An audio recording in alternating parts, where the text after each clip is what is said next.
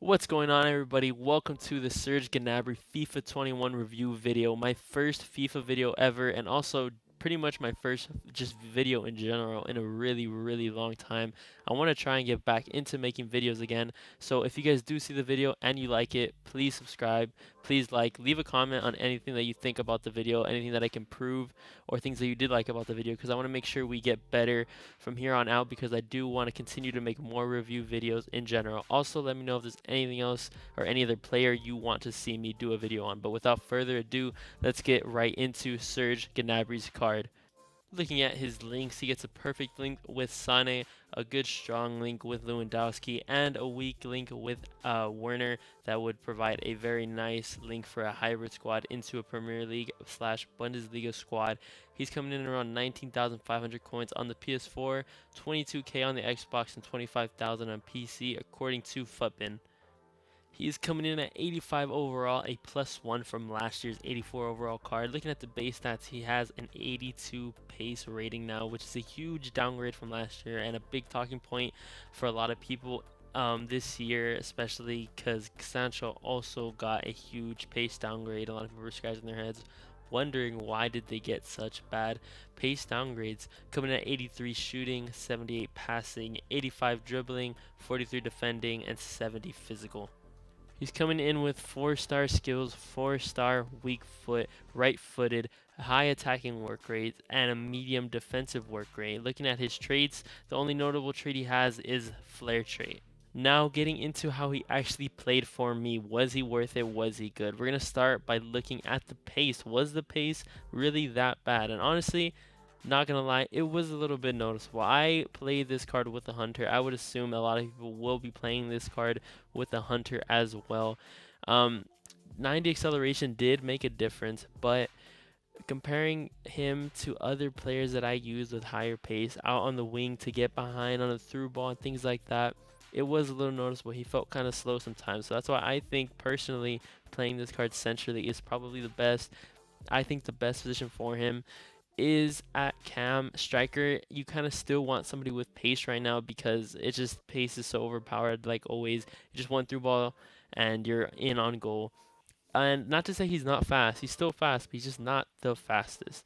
But I think I found personally striker wasn't even the best role for him. It was the cam or also at the left wing, left forward position on a cut inside, like free roam type of positioning where he's not so far out on the wings where it's just reliant on pace. It's more he's involved in the build up. That's where he was the best for me. So the pace, I can't lie, there was moments where I felt like he could have or he should have gotten to the ball faster or quicker. He should have passed that center back. He should have beat that right back. You'll notice that you'll get frustrated if you're trying to play him just for the pace.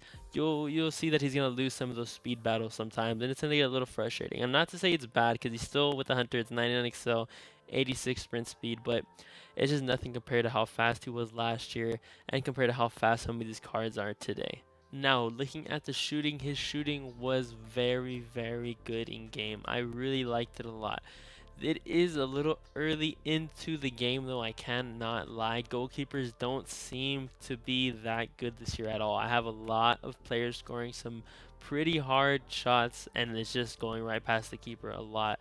So, I mean, it could just be that keepers are bad, but to me personally, he felt like he was just able to do a little bit more, shoot out from a little further, hit him from a little bit harder positions.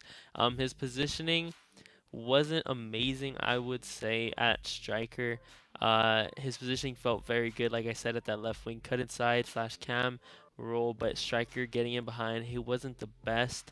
But I mean, I kind of same thing. A lot of the players aren't really having the best positioning right now. It seems like it's gonna be a really based on how good you are at doing those creative runs this year because it seems like the positioning and the runs that players make just aren't that good. But once again, I might be wrong. It is early.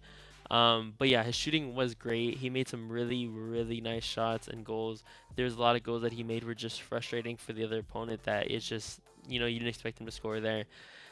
So I would say that his shooting was very good, and that's why I try to play him at striker at first because I felt like his shooting was a little bit wasted on the outside, depending on the formation you play. So that's why, once again, I would say maybe he's better in a central role. Now, getting into passing, his passing was very solid. I noticed nothing really wrong with it. Didn't make too many mistakes or anything like that. He did have a very nice over-the-top through ball to Quincy Promise, and it was just a really nice pass. And it turned out to be an assist because Promise did finish that goal. There is a clip in the video. Overall, just passing was solid. Free kick accuracy is part of the passing stat, and it only comes in at 62, so not the best. I did try one free kick with him, and you'll see it in the clip as well. I mean, it missed, but it was on target, so I mean, that's really all you could ask for, I guess. But overall, passing, nothing wrong with it. It was good. Now, getting into the highest stat on his card, the dribbling, coming in at 85 dribbling. I felt that the dribbling didn't need any boost. I didn't need to put an engine on him or anything like that. I think the Hunter was fine. His dribbling felt very solid. I haven't used that many dribblers this year. I mean, high dribble rating players this year. I did use Sancho, who is one of the top ones, and he didn't feel too far off, honestly. I mean, maybe it's just me learning the game still, but he didn't feel too far off. His dribbling was very good.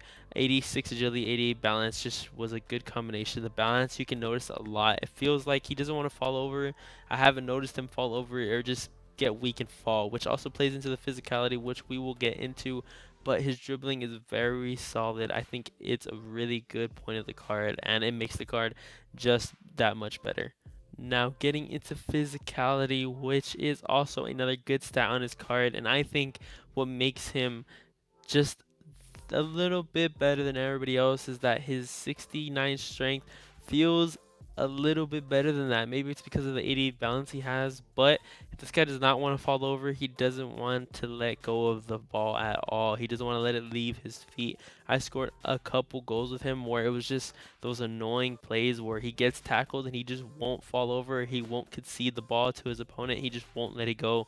And there was a couple goals where my opponent would tackle twice and he would still walk over the ball and score a goal. I mean, it could be the broken game, but some players just have things like that where it feels like things like that always happen to them, and it felt like this was happening to him over and over, and the ball just would not leave his feet. That's one of those things where you can't get that type of information based on looking at it. You can just see how he feels in the game and feel that he's broken or feel that he's doing something. He feels just a little different than everybody. And I feel like that's one thing that made him feel very different is that he just would not let the ball leave his feet no matter what.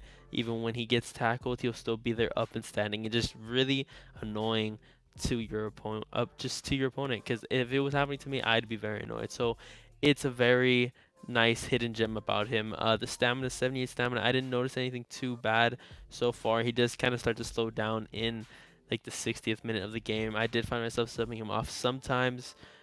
It wasn't too bad this early. You don't really need to worry about it right now, but later it could be a problem, but it's not too bad right now. Overall, physicality was a solid point.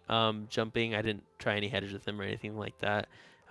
Yeah, overall physicality just made this card kind of put him over the top a little bit for me and what made him feel just a lot better in game than a lot of other cards. Now, getting into is this card worth it? I am going to try and not do overall ratings and stuff like that, like 9 out of 10, 4 out of 5 stars, stuff like that, because I feel like it kind of just, it's kind of pointless sometimes. This really comes down to whether he's good or he's not, whether he's worth the price or he's not, whether you should get him or not. Right now, he's like I said, he's only 19K on the PS4, 22 on the Xbox, 25 on PC. I think it's a very solid purchase if you want to pick this card up right now. I think that price with the stats you do get with that high shooting combination with dribbling, even some physicality and okay pace, it's just a very good combination for that cheap right now. With the good links he has, I think he is very worth it. He is very fun to use.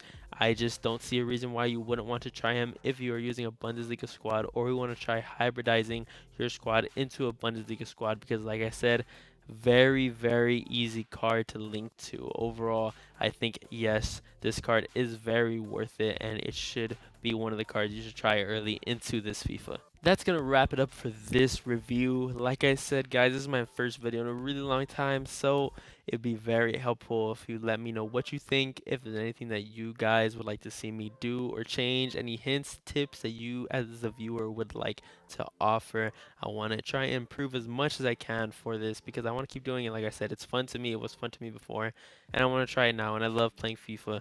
So any other cards you guys want to see, let me know so I can review them. I'm probably going to do Zakaria next and Sane because I do have some gameplay footage on those cards already. Both great cards to use as well. So we're going to wrap up there, guys. I hope you guys enjoyed the video. Have a nice rest of your day, evening, morning. See you guys later.